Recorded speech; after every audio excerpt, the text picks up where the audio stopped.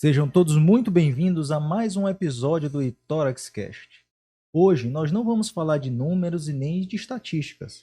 Vamos falar de uma história real, de alguém que sentiu, viveu e decidiu compartilhar conosco. Recebemos aqui hoje Sandra Maria Araújo, 61 anos, nossa paciente que é diagnosticada com DPOC, que é a doença pulmonar obstrutiva crônica, que geralmente está relacionada ao tabagismo.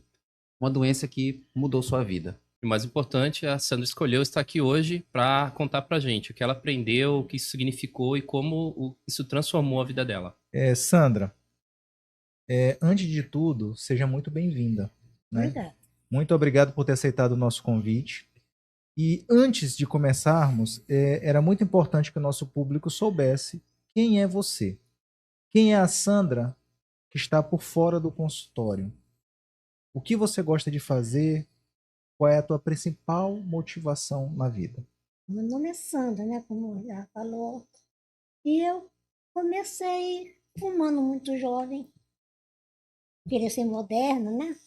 Mas o cigarro, infelizmente, eu aprendi que os malefícios do cigarro são tremendos. Sou portador de DPOC, há 4 anos diagnosticada, vivo usando O2 e minha vida é muito limitada.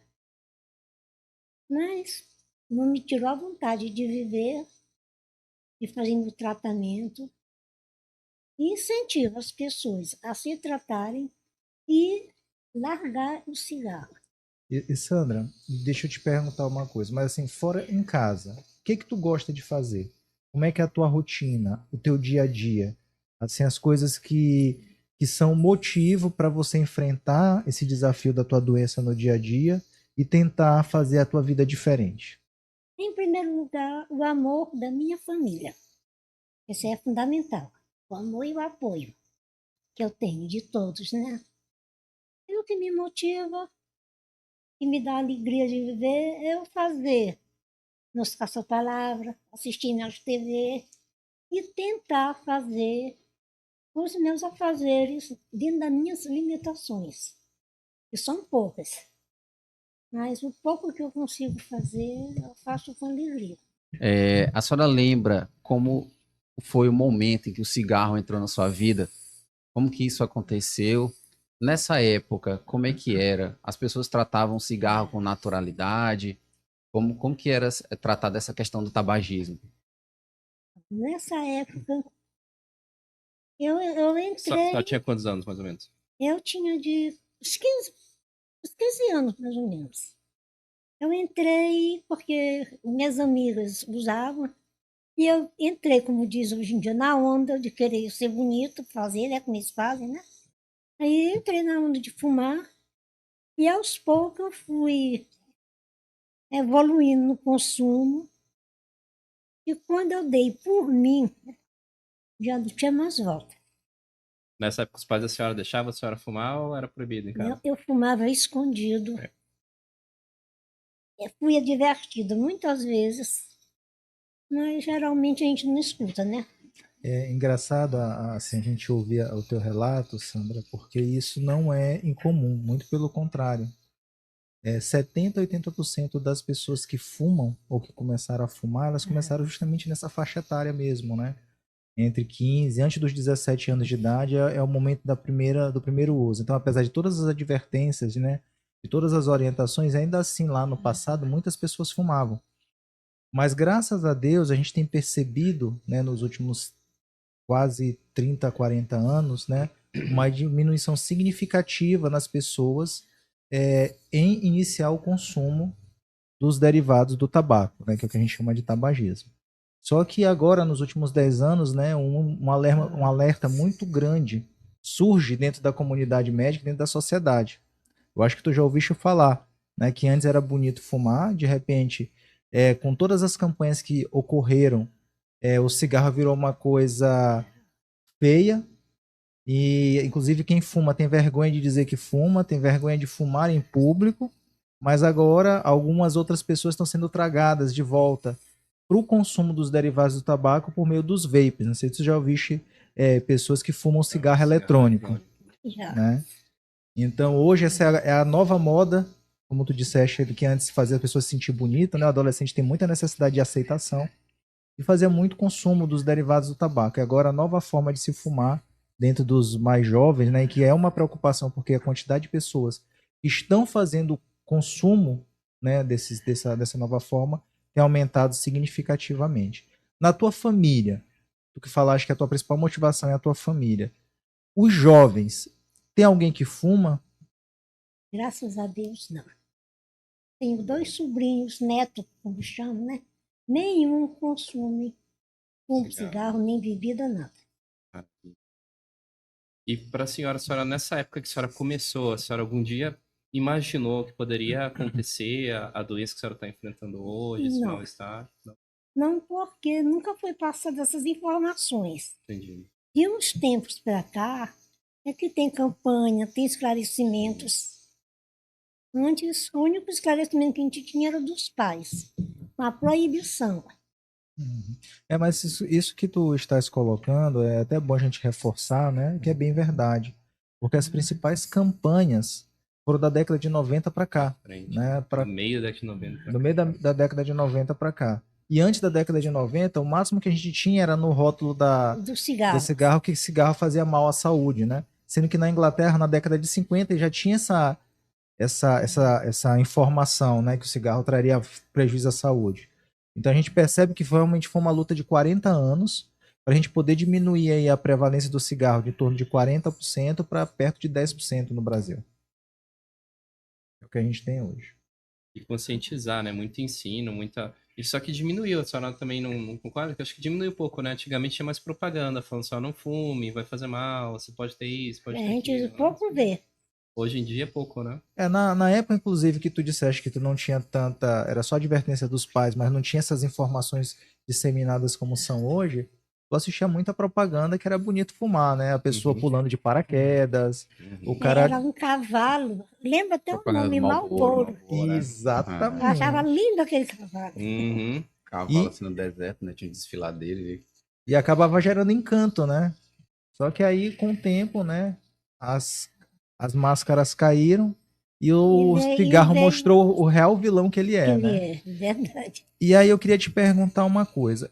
Como foi que tu percebeste que o teu corpo estava se modificando e se declinando a questão do cigarro? O que que tu começou a, como é que foi que tu começou a perceber que tu estava ficando limitada e que o cigarro estava trazendo prejuízo para ti? Começou pelo cansaço excessivo. Eu cansava muito. Comecei a emagrecer exageradamente. Eu cheguei a pesar Pode, claro. 29 quilos. Aí, graças a uma pessoa que me ajudou, me encontrou, posso falar o nome da pessoa? Pode, fica à vontade. Uma amiga nossa, Sim. a fisioterapeuta, Florene Glória. Glória e Glória. Exatamente. Ela foi que arrumou um encaixe com o doutor Pedro para ele me consultar. Foi que ele me viu. Graças a Deus, coração dele bondoso, me arrumou logo imediatamente uma internação para ele averiguar meu problema. Aí que foi diagnosticado o DPOC. Então, provavelmente, a senhora percebeu esses primeiros sintomas, mas a coisa chegou a evoluir um pouco, né? Porque pela história da necessidade de internação e tudo, a senhora já chegou um pouco mais Muito cansada, um pouco mais debilitada, grave, né? Debilitada, tanto que o colega percebeu que para me essa chegar, necessidade de investigação mais rápida, né? para me chegar no primeiro andar, subir aquela escada, eu quase que eu não consigo.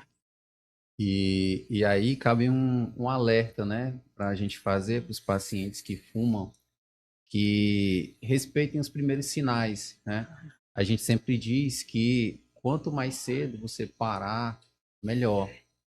Por quê? Porque quando surgem os sintomas, a doença já avançou, você já perdeu função pulmonar. Então, depois da função pulmonar perdida, a gente geralmente não consegue recuperar essa função pulmonar.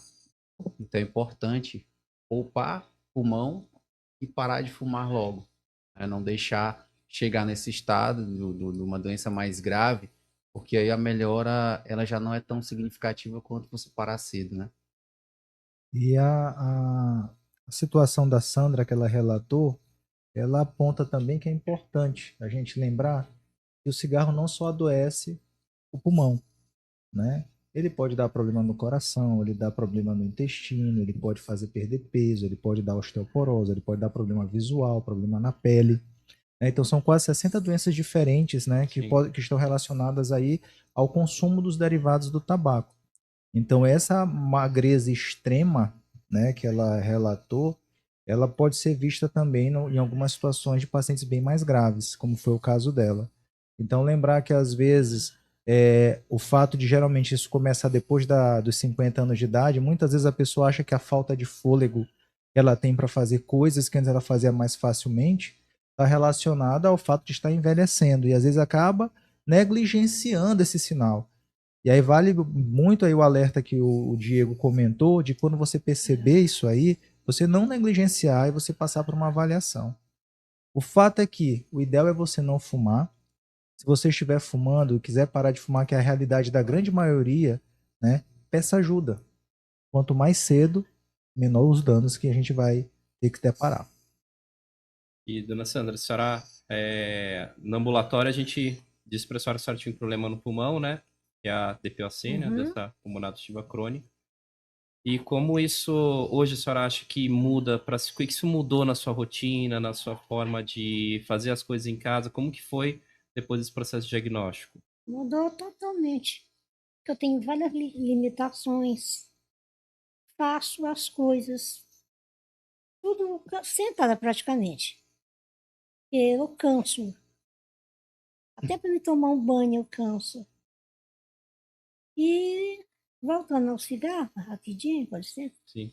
A À pessoa vontade. fuma, está se matando e está prejudicando a família. Por quê? O familiar sofre. O familiar fuma junto com o fumante, porque eu estou fumando e o parente, o pai e a mãe estão fumando junto, que ele está sentindo aquela fumaça. Uhum. Então eu estou me matando e estou matando quem está perto, né? Exato. Inclusive, hoje a gente fala de fumante de primeira via, de segunda via e de De terceira terceira, via, né? né? A primeira via é o próprio fumante, né, ativo. O da segunda via é o passivo. E às vezes a pessoa não fumou no ambiente, mas ela chega com aquela carga, né, com aqueles sedimentos na roupa, com aquele cheiro forte, né, do cigarro é a terceira via, né? Então até inalar isso também, a gente já sabe que traz algum grau de prejuízo para a saúde. A pessoa não tem noção do mau cheiro que é um cigarro. E a gente vê, por exemplo, nos ambulatórios, né? A senhora não chegou a frequentar o grupo de cessação, né? Do tabagismo. Não. Mas quando a gente vê no grupo de cessação, não tem jovens, né? Não tem jovens, só tem paciente mais assim, 40 anos, mais de 40 anos. É muito difícil você ver um paciente mais jovem. Eles abandonam rápido, voltam ao tabagismo rápido, é como se tivesse aquela coisa, acho que aquela arrogância de uma jovem, assim, né? De não acreditar que vai sofrer uma doença aquele cigarro, né? Muitas vezes é porque ainda não passou pelo motivo de sensibilização, né? Esse Geralmente sintoma, né? as pessoas que param de fumar parou porque tem um sintoma, ou que passa por uma hospitalização, ou porque tem um apelo muito forte da família que já está há anos que não aguenta aquela situação, como tu bem colocaste, que é um sofrimento para a família. E às vezes vem uns netos, vem uns filhos que começam a pressionar também de não suportar de ver a pessoa que tanto eles gostam, né, sofrendo os prejuízos que o cigarro traz. Então, geralmente é mais, eu acredito que seja mais por isso mesmo que são Pode pessoas ver. mais velhas que a gente olha lá. Sandra, já que tu tocou no assunto do cigarro, muita gente tem vergonha, né, de admitir que já fumou. E muitas vezes está relacionado ao próprio sentimento de culpa. E tu te sente culpada, tu sentiu raiva com relação ao teu diagnóstico, à tua situação. É como que tu fazes para lidar com o teu passado hoje? Isso é um problema para ti? Não, eu não me sinto culpada, porque fazia porque queria, que eu achava bonito. Eu me sinto envergonhada, me sinto, tenho dó de mim, às vezes, do que eu fiz comigo mesmo. A senhora parou de fumar aos 50 anos, né? E nesse momento houve uma motivação maior. O que foi que fez a senhora decidir, ó, agora chega, agora não dá mais? Quem me incentivou a fumar de uma maneira meia dura, mas foi preciso, foi o doutor Pedro. A parar, né? Que ele disse, ou você para ou você vai morrer. Ah, tá. Então quando a senhora chegou lá, a senhora ainda estava fumando, né? Até no dia que eu entrei no consultório dele, eu ainda fumava. Entendi.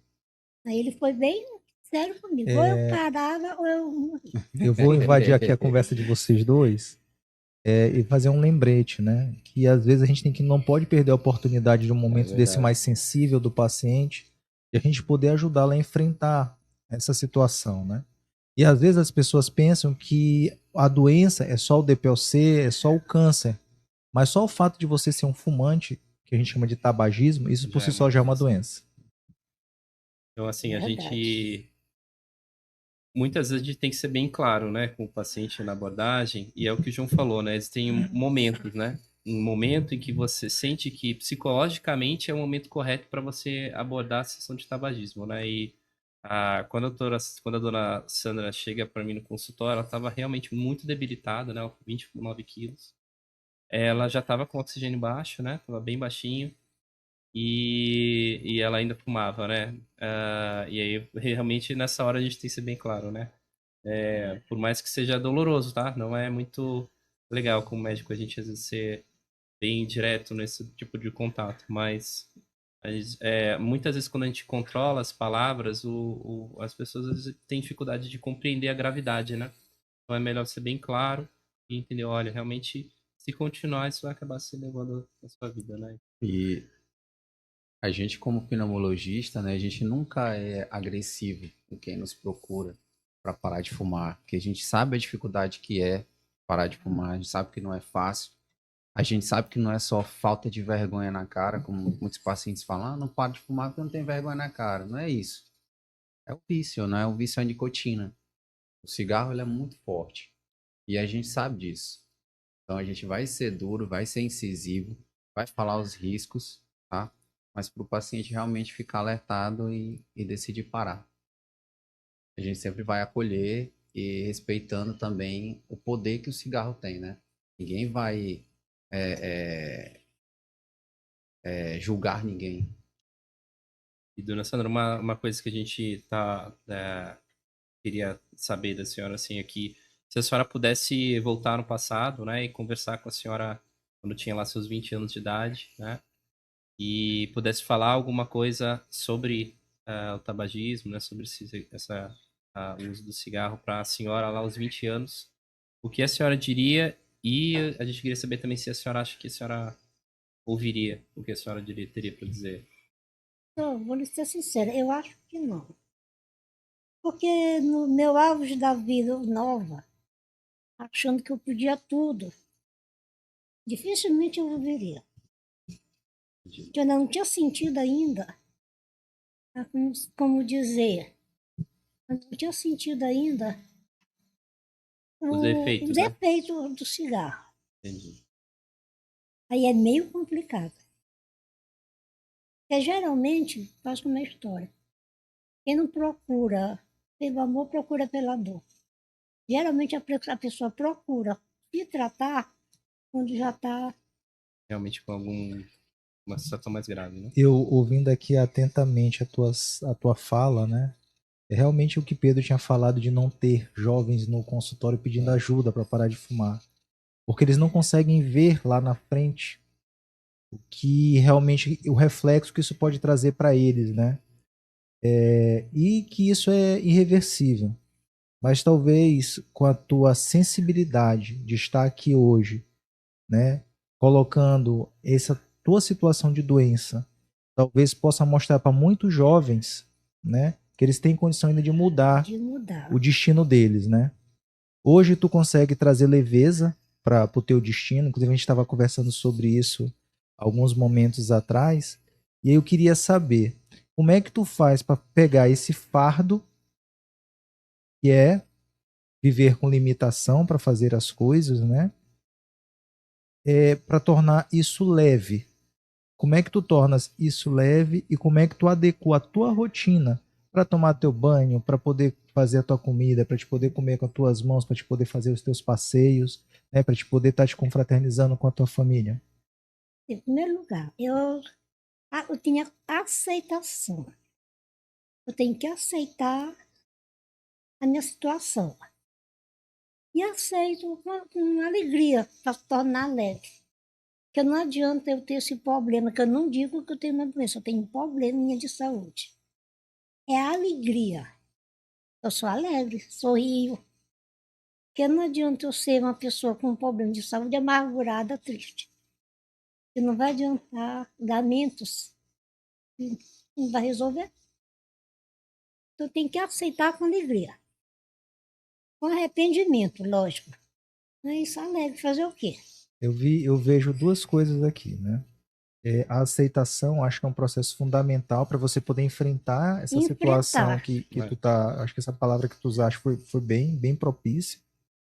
E a alegria e o arrependimento, eu acho que talvez seja um dos motivos pelo qual tu está aqui hoje, porque com alegria tu está comunicando a outras pessoas, né? E dando a oportunidade para outras pessoas fazerem diferente que tu não fizeste. Realmente. E se a gente fosse falar assim para outros jovens que estão fumando, esses jovens que não estão procurando auxílio para parar de fumar, o que que você diria para eles para ver se para tentar fazer eles entenderem o que isso Eles faz? pararem em quanto tempo? Eles pararem enquanto podem parar, antes de serem parados. Antes que a doença para eles, né? Pare eles.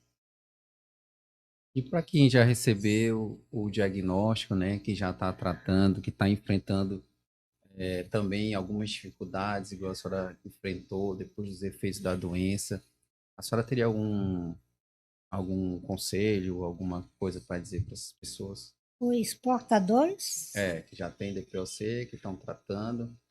para continuar o tratamento, não faltar suas consultas, seguir em regra, dia tal, dia tal. E talvez consegue viver mais, uma qualidade de vida melhor. E Sandra, se todos os nossos pacientes ouvirem o que tu tá falando, a gente vai ter feito um grande avanço na forma de cuidar das pessoas. Infelizmente, ainda existe uma mentalidade que a gente tem que procurar o médico somente quando nós não estamos bem. Mas existe uma medicina preventiva e existe também uma medicina que, no caso, por exemplo, da tua condição de saúde, a gente pode ter recursos para antever problemas.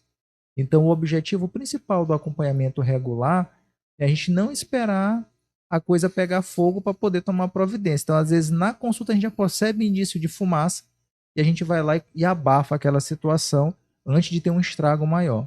Então, o processo de consulta regular, ele é fundamental.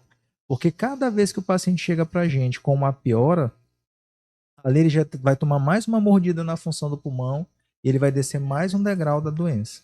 Então, essa tua fala aí é espetacular, né, de que a gente realmente precisa estar atento de manter o tratamento, ter a adesão à proposta de tratamento que é colocada pelo médico e manter esse supervisionamento, essa monitorização da evolução da doença de forma muito rigorosa e criteriosa, conforme a orientação do seu médico.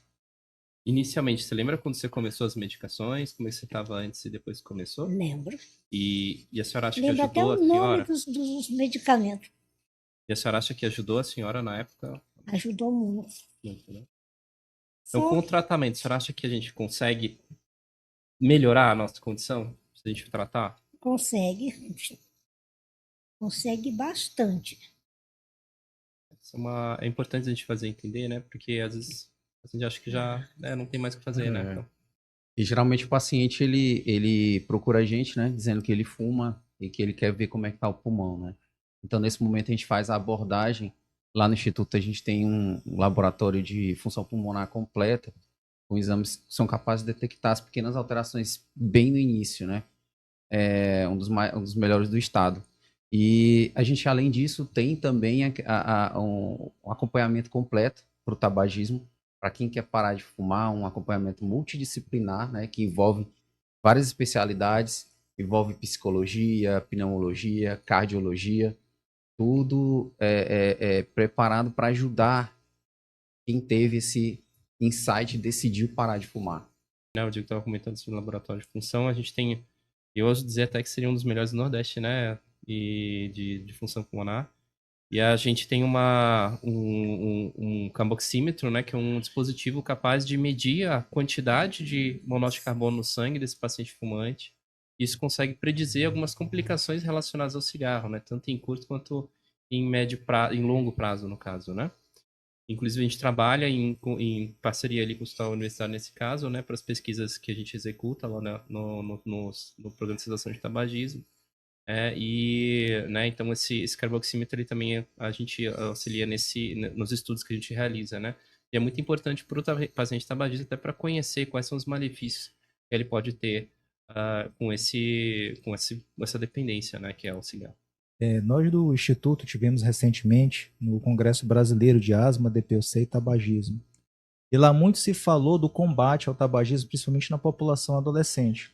Então a gente não está só apto a tratar quem está fumando, né? Mas nós, em campanha, já trabalhamos há alguns anos fazendo intervenções nos colégios, né? Com algumas escolas que nos receberam, com palestras, né? Com motivação, não só para inibir algumas pessoas de começar, como aqueles mais jovens que estão iniciando o hábito, já terem aqueles alertas que a Sandra tanto falou que ela queria ter tido à época dela e ela não teve.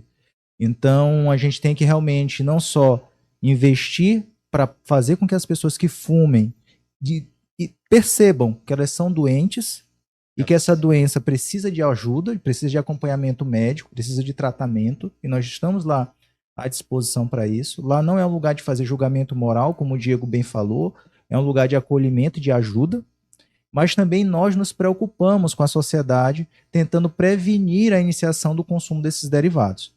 Né? Então, a gente já está há alguns anos já trabalhando dessa forma, e assim nós continuaremos trabalhando, porque a gente acredita que hoje um dos principais males do século é o tabagismo, que inclusive ela carrega o rótulo da principal causa de morte prevenível no mundo. Então, a gente tem um programa bem desenhado já no Instituto do Tórax para aqueles pacientes que necessitam mesmo, que querem, né, parar de fumar. Necessitar, todos os fumantes necessitam, né? Mas que desejam parar de fumar e que têm dificuldade de parar sozinho. E não é nenhuma vergonha você precisar de auxílio, né? Inclusive, o João comentou certa vez numa palestra que a gente estava dando aos adolescentes aqui da cidade, sobre um estudo, né, que realizaram com vários fumantes e que desses fumantes, assim, uma minoria conseguia parar sozinho por longo período, né? Tinha conseguido alguma vez na vida parar sozinho por longo período. Ou seja, a realidade é que é muito difícil parar sozinho. Essa é a realidade. A gente se apega muito naquelas pessoas que você conhece, que, certa vez, né, um certo dia parou, eu vou parar e não fumo mais, né, dona Sandra? Mas essa não é a realidade, né? A maioria das pessoas precisa de ajuda. É meio complicado acontecer isso. Porque só tem que ter muita força de vontade e um acompanhamento. E esse é o nosso objetivo, né? É tentar livrar a sociedade, nossos jovens, de todos os prejuízos que o cigarro pode trazer, tanto respiratórios como para os outros compartimentos do corpo, né? Coração, pulmão, pele, osso, como a gente falou no início do nosso quadro, bexiga, né? Então, essa é a nossa mensagem para hoje. Eu gostaria de agradecer a dona Sandra, né, nossa querida paciente, né, do nosso ambulatório, por ter a coragem, né, e a generosidade de vir aqui conversar com a gente, compartilhar um pouco da história dela, assim, com bastante carinho. E agradeço muito a senhora por ter vindo, dona Sandra. E saiba que nós somos tocados, né, por toda vez que a gente atende um paciente. A senhora é um desses pacientes que marcam a gente tem muito carinho pela senhora também, viu? Seja sempre bem-vinda. Hoje, né, esse episódio, ele não é só para fazer um alerta de medo, mas é um alerta de consciência, né, para que as pessoas que fumam, elas percebam que o autocuidado e o gerenciamento dos danos está na mão delas, né? E que a gente está aqui para poder auxiliá-las. E como o Pedro bem falou, realmente tem pacientes que marcam. E a tua história é uma história que marca muito, né? Principalmente como tu deixa a volta por cima da tua doença. E hoje a gente está falando de uma doença grave que tu convive há 4 anos com leveza, conseguiu ganhar peso, conseguiu adquirir uma funcionalidade saiu de uma situação de dependência total para uma independência, uma autonomia. É claro que tu não vais conseguir voltar a ser a Sandra de 20 anos atrás, mas como tu falaste de forma muito linda no começo, pouco para quem não tem nada é muito, né? Então, para quem não tinha nada, nós fizemos alguns avanços, isso já foi suficiente para grande interferir avanço. na tua qualidade de vida. E a Sandra que está aqui hoje. Passei algum tempo sem te ver, hoje eu tive a surpresa agradabilíssima de te ver desse jeito, com as bochechinhas rosadas, né, bracinho grande, né? A gente que trabalhou tanto, né, para poder tentar reverter a caquexia que está relacionado ao consumo do tabaco.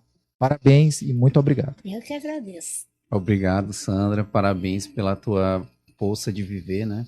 Acredito que hoje tu só tá viva até hoje por conta dessa força que tu Força tens, e alegria. pela felicidade que tu vives, né? Respirar bem, gente, é viver com dignidade, tá? E eu espero que esse episódio possa chegar, essa história da Sandra, possa chegar em quem realmente precisa ouvir. E a gente está aqui para fazer esse alerta. Até o próximo episódio do Itorex Cash. Não podia deixar, podíamos deixar, né? Nós não podíamos deixar, Sandra, de demonstrar a nossa felicidade em te ver, né? E que essa beleza dessas flores reflitam a beleza da tua vida e a leveza com que tu levas. E que essa beleza a gente possa levar para muitas pessoas que estão em situação de dificuldade, de desespero, que a gente consiga transformar muitas vidas, tá bom? Muito obrigado aí pelo teu apoio. Oh, que lindo.